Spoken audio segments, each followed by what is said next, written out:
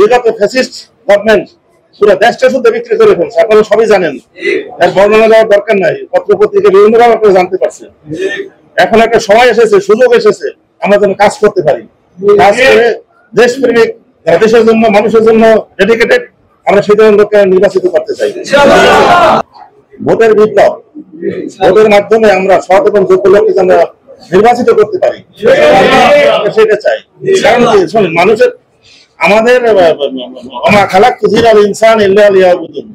Extreme মশার coil plant fibre দিয়ে তৈরি, তাই সহজে ভাঙে না, সুগন্ধিযুক্ত ও নিরবিচ্ছিন্নভাবে চলে। ডেঙ্গু, চিকুনগুনিয়া বাহি সহ যে কোনো মশার বিরুদ্ধে দেয় এক্সট্রিম সুরক্ষা। আমাদেরকে সৃষ্টি করা হলো ইবাদতের জন্য। তাহলে ইবাদত আমাদের যে transitory life, our life is very transitory. এই ট্রানজিটরি লাইফে আমরা যতটুকু পারি মানুষ সেবা করে যেতে পারি, এটা আমাদের জন্য সার্থক। আর আমাদের আসল তো উদ্দেশ্য পরকাল, এই দুনিয়ার কিছু না।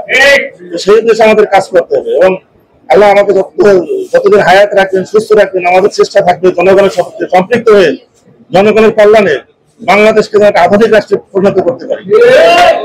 বিগত ফ্যাসিস্ট গভর্নমেন্ট পুরো দেশটা শুদ্ধ বিক্রি করে ফেলছে, আপনারা সবই জানেন, এর বর্ণনা দেওয়ার দরকার নাই, পত্রপত্রিকা বিভিন্নভাবে আপনারা জানতে পারছেন। এখন একটা সময় এসেছে, সুযোগ এসেছে, আমরা যেন কাজ করতে পারি, কাজ করে দেশপ্রেমিক, দেশের জন্য, মানুষের জন্য ডেডিকেটেড, আমরা সেই ধরনের লোককে নির্বাচিত করতে চাই।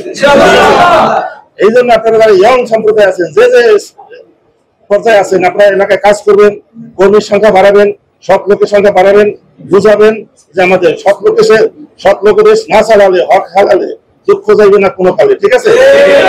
এইভাবে এই উদ্দেশ্য মাথায় নিয়ে আমরা সামনের দিকে এগিয়ে যাবো।